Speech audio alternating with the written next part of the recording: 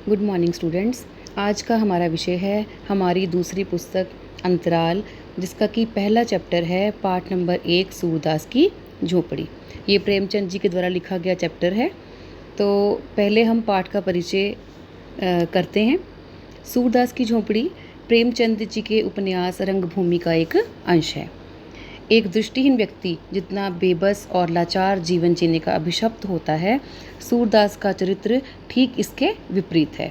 सूरदास अपनी परिस्थितियों से जितना दुखी और आहत है, उससे कहीं अधिक आहत है भैरों और जगधर द्वारा किए जा रहे अपमान से, उनकी ईर्ष्या से।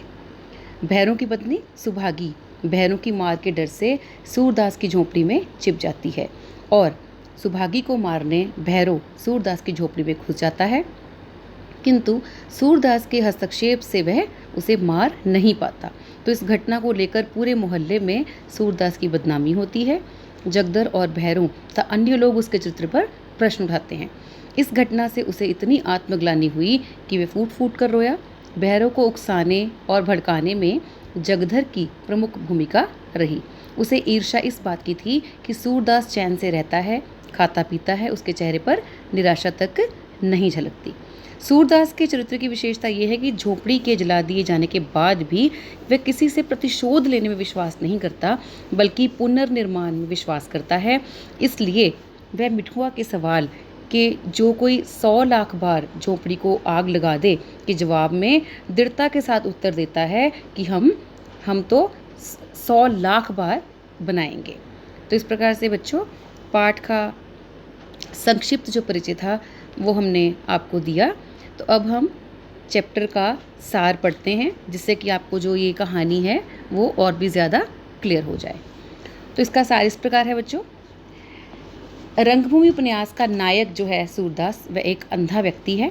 वह एक झोपड़ी में रहता था। एक रात 2 बजे उसकी झोपड़ी में आग लग जाती है।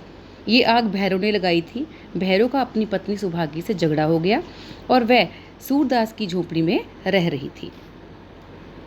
भैरव ने इसी का बदला लिया। यद्यपि प्रकट रूप से उसका नाम सामने नहीं आया, पर भैरव ने जगदर के सामने स्वयं स्वीकार किया था कि दिल की आग तो ठंडी हो गई। आग लगने पर सहसा दौड़ता सूरदास आया और चुपचाप ज्वाला के प्रकाश में खड़ा हो गया। बजरंगी ने आग लगने का कारण जानना चाहा तो जगधर ने पूछा, अरे सूरे, आज चूल्हा ठंडा नहीं किया था? इसका जवाब नायक राम ने दिया, चूल्हा ठंडा किया होता तो दुश्मनों का कलेजा कैसे ठंडा होता। जगदर को लगता है कि आग लगाने का शक जो उस पर किया जा रहा है, अतः वह अपनी सफाई देकर कहता है कि उसे कुछ मालूम नहीं है। थोड़ी देर में आग बुझ गई। लोग इस दुर्घटना पर आलोचनाएं करते हुए चले गए। सन्नाटा छा गया, किंतु सूरदास वहीं बैठा हुआ था। उसे झोपड़ी के जल जाने का बहुत दुख था तो उस पोटली का जिसमें उसने उम्र भर की कमाई रखी हुई थी। यही उसकी योजनाओं का आधार थी। उसने सोचा कि पोटली के साथ रुपए भी जल गए होंगे। पूरे 500 रुपये थे। वह इन पैसों से पितरों की पिंड को दान देना चाहता था, पितरों को पिंड दान देना चाहता था। बिठुआ की शादी कर घर में बहू लाना चाहता था। सूरदास अटकल से झोपड़े में घुसा, पर अभी राख गर्म थी। उसने उसी जगह की राख को टटोलना शुरू किया जहाँ पोटली रखी हुई थी। उसे तवा मिला, लोटा मिला, पर पोटली ना मिली। उसे अपनी बेबसी पर बहुत दुख हुआ। जगदर भैरव के पास गया और उसे कहा कि सब लोग तुम पर शक कर रहे हैं। नायक राम ने तो धमकी तक दे डाली है। इस पर भैरव कहता है कि उसे ऐसी धमकियों की कोई परवाह नहीं है। भैरव ये मान जाता है कि आग उसी ने लगाई है। उसने जगदर को वह थैली भी दिखाई जिसे वह सूरदास की झोपड़ी से चुरा लाया था। उसमें 500 रुपये से ज़्यादा ही थे। उसने ये भी कहा कि ये सुभागी को बहका ले जाने का जुर्माना है। तो जगदर ने उसे रुपये लौटाने की सलाह दी। यद्यपि उसकी सलाह से में ईर्ष्या की भावना थी।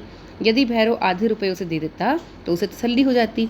जगदर की छाती पर ईर्ष्या रूपी सांप लौट रहा था। वह भैरव के घर से लौटकर सूरदास के घर जा पहुंचा।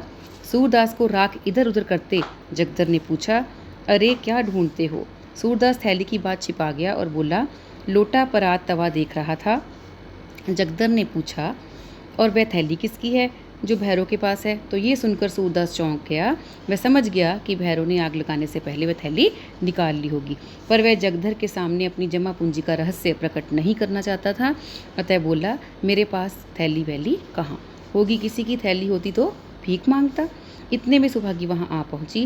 वह रात भर मंदिर के पिछवाड़े अमरूद के बाग में छिपी बैठी थी।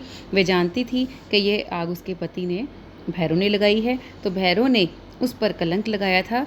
उसी के कारण सूरदास का सर्वनाश हो गया। उसने प्रण कर लिया कि वह भैरव के घर में न जाएगी, मेहनत मजदूरी करके जीवन का निर्वाह कर लेगी। जगधर ने उसे उसके पति की करतूत बताई। सुभागी ने पूछा कि क्या उसने भैरव के पास वह थैली देखी। जगधर ने हाँ में उत्तर दिया और सुभागी ने सूरदास से जानना चाहा कि क्या वे रुपए उसके ही थे। तो सूरदास सुभागी के सामने भी रुपए अपने होने से इनकार करता है। सूरदास चेहरे के भावों से समझ गई कि रुपयों वाली थैली उसी की थी। तो वह बोलती है कि अब मैं भैरव के घर ही रहूँगी, क्योंकि वहीं रहकर वह थैली मेरे हाथ लग पाएगी। तब तक मैं सूरदास के रुपए ना दिला दूंगी, तब तक मुझे चैन नहीं आएगा। सूरदास मन में सोच रहा था कि पिछले जन्म में मैंने भैरव के रुपए चुराए होंगे, उसी का दंड मुझे मिला है। तो ये तो रुपए जो थे, ये रुपए तो मैंने ही कमाए थे, क्या फिर नहीं कमा सकता? मगर इस बेचारी सुभागी का क्या होगा? भैरव उसे घर में कभी ना रखेगा, ये कहाँ मारी मारी फिरेगी। ये सोचकर वह रोने लगा। सुभागी जगदर के साथ भैरव के घर की ओर चल रही थी। सूरदास अकेला रोता रहा। तभी उसे एक आवाज़ सुनाई दी, तुम खेल में रोते हो।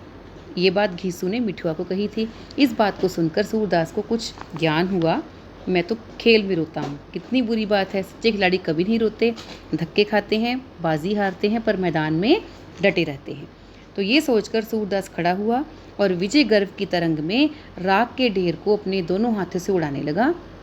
मिठुआ ने आकर पूछा कि अब हम कहाँ रहेंगे। सूरदास ने कहा, हम दूसरा घर बनाएंगे, हम हर बार नया घर बनाते जाएंगे, 100 लाख बार। तो इस प्रकार से बच्चों हमने सूरदास की झोपड़ी का जो पाठ का जो सार था वो हमने उस पर विचार किया है।